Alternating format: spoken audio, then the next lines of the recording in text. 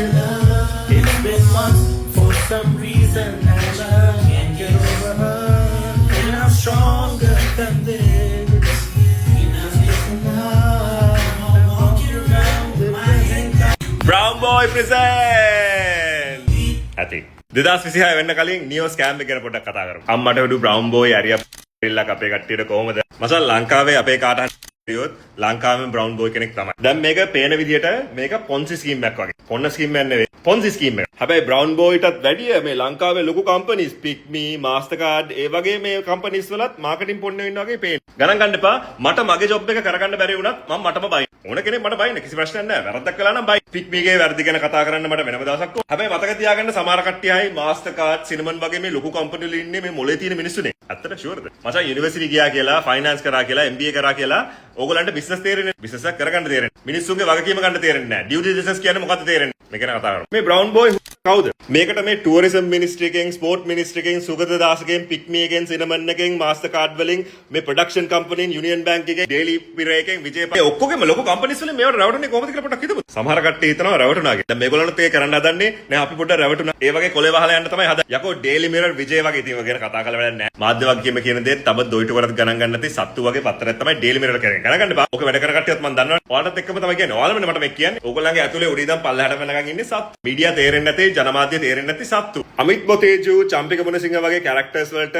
සාමාන්‍යයෙන් ඉංග්‍රීසියෙන් කියන්නේ ග්‍රිෆ්ටර්ස් ලා. මේක මම හරි පරිස්සමෙන් කියන්න ඕනේ. මොකද නැත්තම් මට ලෝසුට්ටක් දාන්න පුළුවන්. හරි නම් වෙන්න ඕනේ මුන්ට විරුද්ධව නඩු දාන්න එකක්. පොඩ්ඩක් ඉන්න. ඕගොල්ලන් දන්නවා නම් අමිත් බොතේජු කියන්නේ ඒ කාලේ ධම්ම ඒකෝන් වගේ චරිත විකුණන් කාපු චරිත. උගේ ගේම මම පොඩ්ඩක් පැහැදිලි කරලා දෙන්න. මට මේ දර පේන විදියට ඇලර්ජෙට්ලි පේන විදිය කියන්න. ලංකාවේ ඉන්නවනේ මෝඩ මිනිස්සු 90%ක්ම ඉන්නේ මෝඩ මිනිස්සු. ඕක ඔයා බලනවා. ඔයා මෝඩ මිනිස්සු. ඒක මම ඔයාව පල්ලහැට දාන්න නෙවෙයි කියන්නේ. ලංකාවේ ඉන්නේ මෝඩ මිනිස්සු. අපේ රටෙන් ඉපදිලා ගිහිල්ලා බලන්න දැන් හොලිවුඩ් වල ඇෆ්‍රිකාවේ කොච්චර ලොකු බැච් එකක්ද දැන් ගහන්න. මේ ලංකාවෙන් ගිහිල්ලා මේ කට්ටිය කොච්චරනම් ස්ටාර්ට්අප්ස් කරලා තියෙනවා. අපිට ඕක තේරෙන්නේ නැහනේ. ඒ රටවල් වල කරන ඒගොල්ලන් කම්පියුටරෙන් ගහන ගේම් මාර අමුතුයි. මචං මං ගාවත් පින්තූර තියෙනවා මම ස්ටුඩියෝ වල. ඊට පස්සේ මගේ යාළුවන්ගේ DJs ලා වෙන, සංගීතඥ වෙන, ලෝක ප්‍රසිද්ධ සංගීතඥ වෙන, කලාකරුවෝ වෙන ඒ කට්ටියත් එක්ක මගේ පින්තූර තියෙනවා. යුරෝපේ සමහර දේශපාලඥයෝ, ෆිලොසොෆර්ස් ලා ඒ වගේ සමහර කට්ටිය මම දන්නවා. ඉතින් උඹත් හිතපන් මම කාගේ හරි ලොකු ආටිස්ට් කෙනෙක්ගේ පින්තූරයක් දාගෙන උඹලට කොන්සර්ට් එකක් කරනවා කියලා. උඹලා ඇන්දෙන්නේ නැද්ද? මම PicMe එකට ගිහිල්ලා සුල්ෆට කියලා කිව්වොත් මේ වගේ කොන්සර්ට් එකක් කරනවා මේ වගේ ආටිස්ට් කෙනෙක් කරනවා කිව්වොත් උනුත් විශ්වාස කරනවා. විශේෂයෙන්ම මම වගේ චරිතයක් කිව්වොත් විශ්වාස කරන්නේ නැද්ද? ඉතින් මේ අහ කන Brown Boy වගේ පොන්නෙක්ව විශ්වාස කරන්නේ නැද්ද? මම මේ පොන්නේ කියන්නේ හරි ආදර. යාගේ ලිංගිකත්වය ගැන නෙවෙයි කතා කරන්නේ. මේ වගේ වැච් එකක් ගහන්න පුළුවන් පොන්නෙකුට විතර. හොඳ කාපර් කෙනෙක් වෙන්න. මචං ගවර්න්මන්ට් එකේ උඩේ ඉඳන් ඉන්නේ මෝඩයෝ.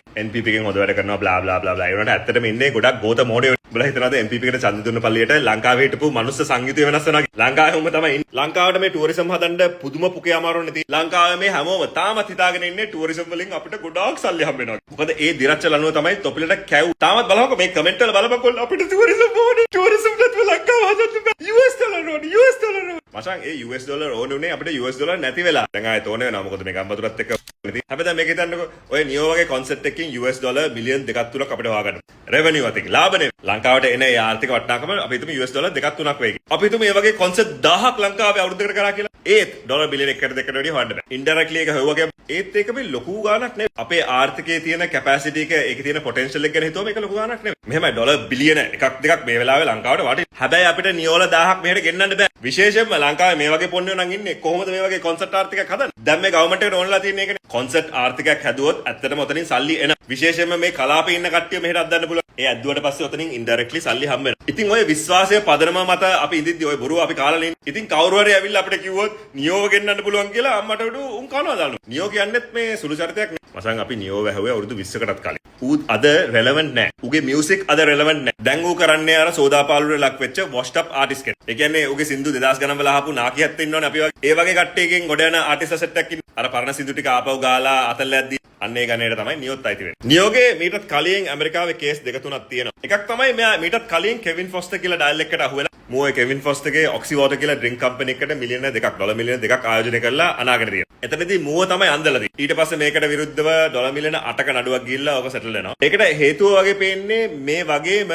ඌත් කරලා තියෙන්නේ දැන් උන්ගේ ලයිෆ් ස්ටයිල් එකක් තියෙන. උන් ජීවත් වෙන රටාවක් තියෙන. දැන් මම මේ ජීවත් වෙන රටාවක් තියෙනවානේ. මෙතනට ගාණක් යනවා. ඒ ගාණ මට ගෙවන්න පුළුවන් නම් අවුලක් නැහැ. හැබැයි ගෙවන්න බැරි වුණාම ඒ රෝල ගහ ගන්න බැරි වුණාට පස්සේ මොකද කරන්නේ? දැන් අපිට පේන විදිහට මේ අවස්ථාවේ පේන විදිහට මේ බ්‍රවුන් බෝයි ප්‍රසන්ස් කියන කම්පැනියේ මූලික චරිත 3ක් තියෙනවා. ඒ වගේම සහාය චරිත 3ක් විතර දාලා තියෙනවා. එක එක සුදු කළු චරිත. ඒ කියන්නේ ලංකාවේ නොවන චරිත. මචං පිට රටනේ ඕන තරම් ගනි. දැන් ඔයාලා ඔක්කොම දකින්න ඇති මෙතන මුන් දාලා තියෙන්නේ අමිත් පොතේජු CEO. ඒ කියන්නේ මෙයා තමයි මෙතන ප්‍රධානී. ඊට පස්සේ මෙයාගේ යාළුවා චම්පික මොනසිංහ මෙතන COO. මමත් CEO චරිතේ ගොඩ කාලෙක ඉඳන් කරා. ඒ O එකේ තියෙන්නේ ඔපරේෂන්. ඔපරේෂන්ස් කියන්නේ මචං ඔය තියෙන වැඩේ වෙන එක. ඊට පස්සේ නියෝව දාලා තියෙන්නේ ඉක්විටි පාර්ට්නර් කියලා. ඒ කියන්නේ ආයෝජනයේ පාර්ට්නර් කෙනෙක්. මුල් දවස් දෙක තුනේ අපි බලාගෙන හිටියේ නියෝ මේ සීන් එක දන්න. ඒ කියන්නේ නියෝ ඉක්විටි පාර්ට්නර් කෙනෙක් කියලා නියෝ දන්න. සෙප්තැම්බර් වල ඉඳන් මේක අනවුන්ස් කරපු කාලේ ඉඳන් දැන් අපි බලාගෙන යන විදිහට නියෝ උගේ සෝෂියල්ස් වල මේක ගැන කතා කරලා නැහැ. ඌ හැම මාසෙම ගහන එක එක කොන්සෙප්ට් වල ප්‍රොමෝෂන්ස් මූ දාන. ලංකාව ගැන සද්දයක්වත් නැහැ. දැන් දෙසැම්බර් 25 ලඟ වෙන්න තියෙද්දිත් මුකුත් සද්දයක් නැහැ. ඕක ගැන Reddit වගේ තැන්වලත් කොල්ල කෙල්ලෝ කතා කරගෙන හිටියා. ඇයි මේකේ මෙහෙම තාම මුකුත් සද්දපද්දයක් නැත්තේ කියලා. මේක දැන් මේ සිද්ධිය වෙන්න කලින් සුගතදාස සිද්ධිය වෙන්න කලින්. දැන් දවස් 5ක් විතර ගියේ හින්දා සිද්ධිය ගැන ගොඩක් කට්ටිය අවබෝධයෙන් ඉන්නේ. සුගතදාසෙක් ගන්න රුපියල් මිලියන 1ක ඩිපොසිට් එකක් තියන්න. ඊට පස්සේ මුන් ගෙවන්න තිබිලා තියෙනවා රුපියල් මිලියන 8ක්. ඒක ඉවෙන්ට් එකට කලින් හම්බෙන්න. ඒකට චෙක් එකක් දීලා. ඒ වගේ චෙක් ගොඩාක් දීලා තියෙනවා. හැබැයි දැන් මෙතන යන එක ප්‍රශ්නයක් තමයි අර රුපියල් මිලියනවත් මුන් අරන් තියෙනවා. සුගතදාසගෙන් මේ රුපියල් මිලියනවත් ගත්තද? නැත්නම් ඒගොල්ලොනුත් කටට ගත්තද? උපමාවක් විදිහට කියන්නේ හරිද? නැත්නම් කට්ටියට ඇත්තට දන ගාලා ගත්ත කියලා. අපි හිතමු සුගතදාසගෙන් මේ මිලියනේ ගත්තා කියලා. පේන විදිහට අරන් නැහැ. ඒ වෙලාවේ ස්පෝර්ට් මිනිස්ට්‍රි එක පුකු දුන්නා. ස්පෝර්ට් මිනිස්ට්‍රි එකේ දැන් ඉන්න මිනිස්ටර් කවුද?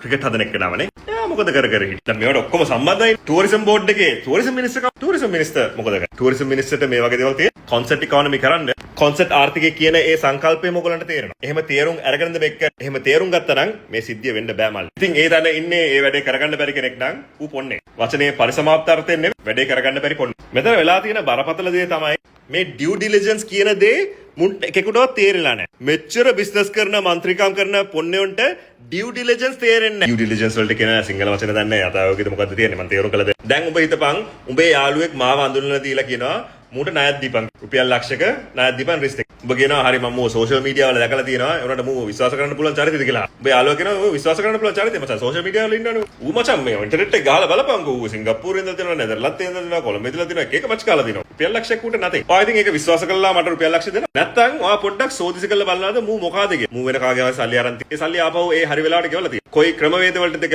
ආපහු දීලා තියෙන්නේ. මම මේ සල්ලි ගන්නේ මටද මගේ කම්පැනි එකට. මම කම්පැනි නම් ගන්නෙ ඉන්වෙස්ට් කරන්න නම් ගන්නෙ මම ඉන්වෙස්ට් කරන ඒ බිස්නස් ප්ලෑන් එක මොකක්ද? ඒකේ තියෙන ෆයිනෑන්ෂල් ෆීසිබිලිටි එක මොකක්ද? ROI එක මොකක්ද? මේ සල්ලි මම ගන්න සල්ලි කොහොමද පාවිච්චි වෙන්නේ? දැන් අපි හිතමු රුපියල් කෝටි ගණක් කියලා ලක්ෂ නෙවෙයි කියලා. එතකොට මම ඒක පරිහරණය කරන්නේ කොහොමද? මගේ කම්පැනි කොහෙද තියෙන්නේ? රටවත් බැලුවොත් කොහෙද තියෙන්නේ? ලංකාවේ කම්පැනියක් නෙවෙයි. ඇමරිකාවේ ෂෙල් කම්පැනියක්. දැනට පේන විදිහට මේ කම්පැනි මේ බ්‍රවුන් බෝයි ප්‍රසන්ට් කියන කම්පැනිය ලංකාවේ කරපු එකක් නෙවෙයි. ලංකාවේ රෙජිස්ටර් වෙලා නැහැ. මුන් මේක ඇමරිකාවේ කොහෙද කඩේක රෙජිස්ටර් කරලා තියෙන්නේ. මුන්ගේ ඉන්න ගෙදරකවත් නෙවෙයි රෙජිස්ටර් කරලා තියෙන්නේ. ඔන්න ඔය වගේ දෙයකට තමයි ෂෙල් කම්පැනියක් කියලා කියන්නේ. ඒ කියන්නේ දැන් අපි මේකට නඩු දානවා නම් අපි නඩු දාන්න ඕනේ ඇමරිකාව. මොකද මුන් මෙහි තියෙන සල්ලි ඔක්කොම ඇදලා ඉවරයි. පේන විදිහට සල්ලි ඔක්කොම ඇදලා ඉවරයි. සල්ලි කොහොමද අදින්නේ? පික්මිකේ මේක කරා. ඕකට දැන් තියෙන ප්‍රශ්න පික්මිකේ පොන්න වැඩේ ගැන කතා. පික්මිකට බිස්නස් තේරෙන්නේ නැහැ. පික්මි එකෙන් මේ කරන්න හදන සුපර් ඇප් එකක් වෙන්න හදනවනේ හැම කරන්න හදනවා. හැම කරනවා නම් සුල්ෆ හැම දැනගෙන කරපන්. පික්මි හැදුවේ 3 wheel වලට පිම්පියෙක් විදිහට. 3 wheel එකේ පිම්පියා කලාකරුවගේ පිම්පියා වෙනවා නම් ඒක හොඳට දැනගෙන කරපන්. සුල්ෆ උඹට තේරෙනවා ඇති ලෝකේ ඕනම තැනක මේ වගේ ටිකටින් වෙද්දී ඒ සල්ලි එස්ක්‍රෝ තියලා කරන්න. ඒ කියන්නේ ඒ සල්ලි බාරකාර ගිණුමක තියලා ඊට පස්සේ දෙන්නේ. ගහන කන පැලන්ඩ් එක. දැන් ඔය ගත්ත මිලියන 100 උඹලා ආපහු දෙන්න ඕන.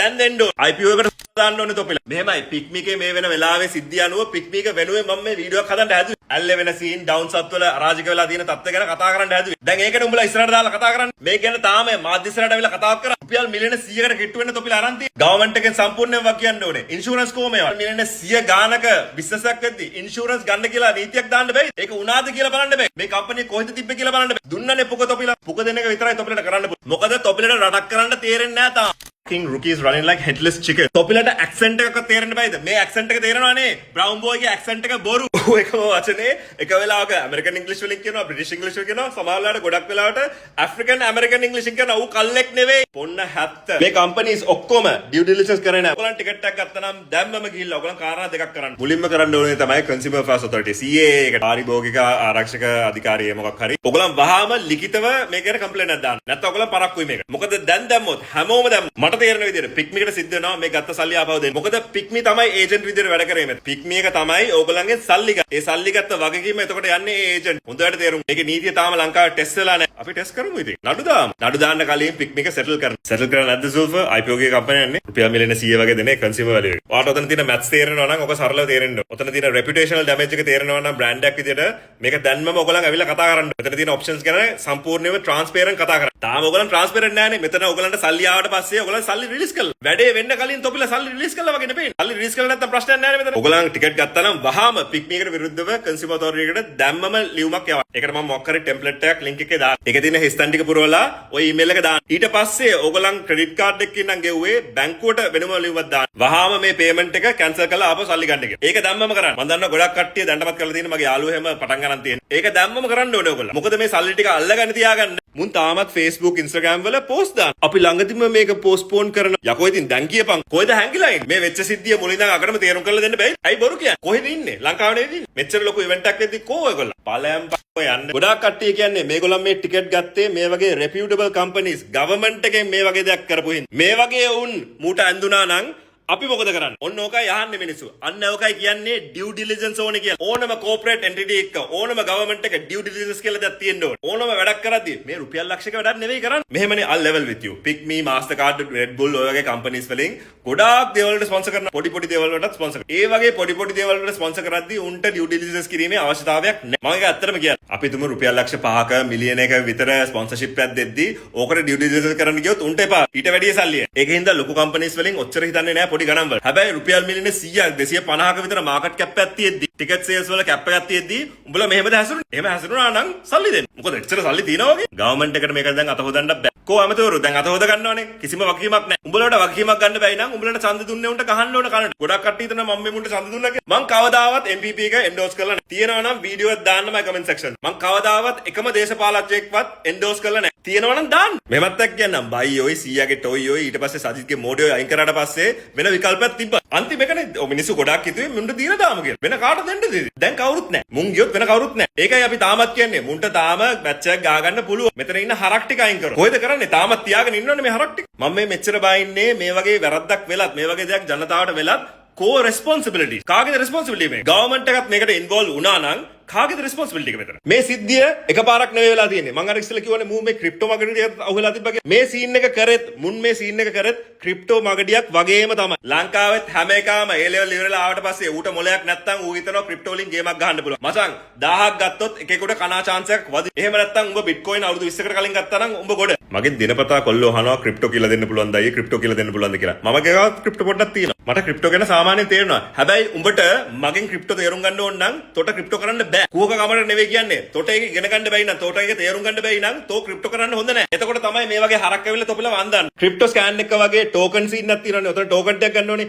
ඒ සීන් එක තමයි මුන් මේ පික්මික හරහා කරේ ටිකට් වලින්. කොන්සෙප්ට් එක එකම තමයි. ලික්විඩිටි එක තියෙන ප්ලැට්ෆෝම් එක විදිහට පාවිච්චි කරේ පික් මේ යක්කු ටික ඇඳුනා. අර ක්‍රිප්ටෝ ස්කෑම් එකකටත් වැඩිය යකෝ ලෙජිටිමට් නේ පික්මි කියන්නේ. පික්මි කියන්නේ ලෙජිටිමට් කම්පැනියක්. ලංකාවේ තියෙන හොඳ කම්පැනියක් නේ මචං. ත්‍රිවිල් කට්ටියට පික්මියත් එක ඇරියස් තිබ්බට පික්මිකෙන් වෙන්නේ ලෙජිටිමට් බිස්නස් එකක් ලංකාව. Uber වගේම මේගොල්ලන්ගෙත් ඒකාධිකාරී මොනොපොලිස්ටික් ප්‍රැක්ටිසස්, ප්‍රෙඩටරි ප්‍රැක්ටිසස් තියෙන. ඒව ගැන කතා කරන්න. පික්මි වල ලෝයල් කස්ටමර් කෙනෙක් මට මේ ඩ්‍රයිව් කරගන්නත් බෑ. ඒ කියන්නේ ලංකාව වටේම යන්න මම පික්මි වල. ඉතින් ලංකාවට වැඩක් වෙන කම්පැනියක් මේ. අන්න ඒකයි මිනිස්සු විශ්වාස කරන්නේ. ඊට පස්සේ හයිප් එක හදලා සෝෂල් මීඩියා වල සැර හයිප් එක හදන්න බැයිද බං ලංකාවේ ඉන්න මොඩියොත් එක්ක. ඊට පස්සේ රග් එක පුල් කරනවා. අර මං කිව්වා සුගතදාසගේ චෙක් එක බවුන්ස් උනේ.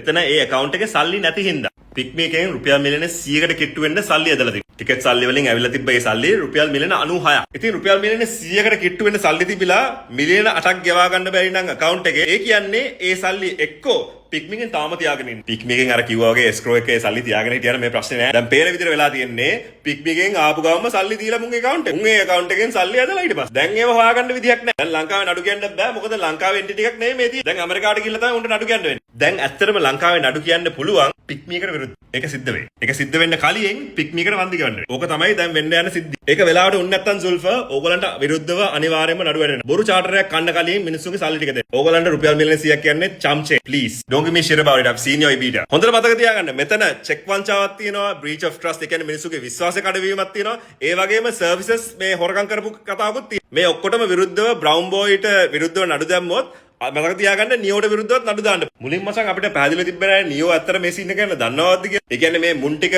නියෝගේ නම දාගෙන අපිව රැවට්ටුවද කියලා නේද දැන් කට්ටිය හිතාගෙන හිටියේ. නියෝ කියන්නේත් මචං මෝඩේ. ඌ ඒ වෙලාවේ කටයි පොකයි වහගෙන හිටියා නම් ඌට මේක දැන් අදාළ නැතුව ඌටත් ඉන්න තිබෙන එක. ඌ දැන් අපොලොජයිස් කරා. ඌ ඇවිල්ලා කිව්වා මේක අපි දැන් කොහොම හරි ආයෙත් කරලා දෙන්න. පෝස්ට්පෝන් කරනවා වගේ කතාවක් කියලා මේකට සමා වෙන්න කියලා ෆෑන්ස් ලගෙන් ලංකාවේ ෆෑන්ස් ලගෙන් කොන්සර්ට් එක තියෙන්න කලින් ලංකාවට ගැන කිසිම කතාවක් තිබු නැති නියෝ දැන් අපොලොජයිස් කළා. ඒ කියන්නේ මෙයා එතන වගකීම ගත්තා. ඒ වගකීම ගත්ත කියන්නේ මට තේරෙන විදිහට මේ ෂෙල් කම්පැනි එක ඇතුලේ මේ බ්‍රවුන් බෝයි ප්‍රසන්ට් කම්පැනි එක ඇතුලේ ඇත්තටම මෙයා ඉන්න පුළුවන්. මෙයා හිටියොත් තේරුම් ගන්න මෙයාගේ සන්තකේ නැති වෙනකම්ම මෙයාට නඩු කියන්න පුළුවන්. නියෝට විරුද්ධව අපිට නඩු කියන්න පුළුවන්. ලංකාවට නඩු කියන්න පුළුවන්. අපි නඩු කියන්න ඕනේ. මේක ආයෙත් වෙන්න දෙන්න බෑ. මේක ආයෙත් වෙන්න නැති වෙන්න. පික්මී වගේ ඔය කම්පැනිස් මුන්ගේ සිස්ටම් එක හදන්න. උඹලගේ ඉන්න ඔය පොන්න ඩිරෙක්ටර්ස්ලා මේ හැම තැනින්ම අයින් කළා දාන්න. මිනිස්ට්‍රි වල ඉඳන් යුනියන් බැංක් එක වෙනකම්ම හැම එකේම ඉන්න කාව අයින් කළා දාපල්. උන් වැඩක් නෑ. කොහොමද අයින් කරන්නේ? තොපිලනේ ඔය ඩිසිෂන් ගත්ත. තොපිලලා නම් ගත්තේ. තොපිලලා නම් උතන නායකත්වයේ තොපිලා අයින් වෙන්නේ නෑ. ඒකයි තොපිලට පොන්නෝ කියලා කියන්නේ. මේ වගේ ලොකු දෙයක් වෙද්දි ඉන්ෂුරන්ස් අරගෙන තියෙනවා. ටිකට් එකට ඉන්ෂුරන්ස් අඩුම ගානේ ඔප්ෂන් එකක් හරි තියෙනවා. වෙනියු එකට මොකක් හරි ආපදාවක් වුණොත්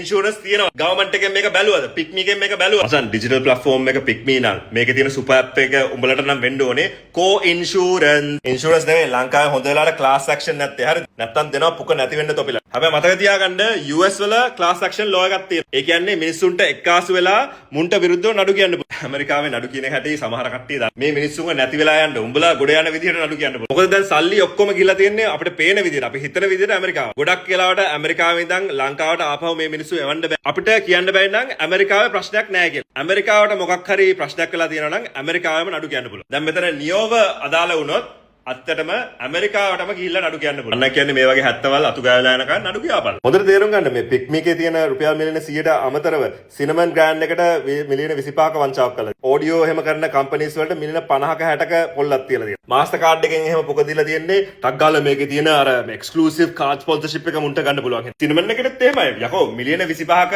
එහෙම ක්‍රෙඩිට් ලයින් එකක් දෙන්න තොපිනට ට්‍රැක් අඩුම ගානේ එතනින් ගාණක් හරි රීකූප් වෙන්න බෑ. ටිකට් වැලියුස් ටිකට් සේල් වෙද්දී උඹලා ගාණක් ගන්න. ඉවෙන්ට් ඉන්ඩස්ට්‍රි එක මම දන්නවනේ.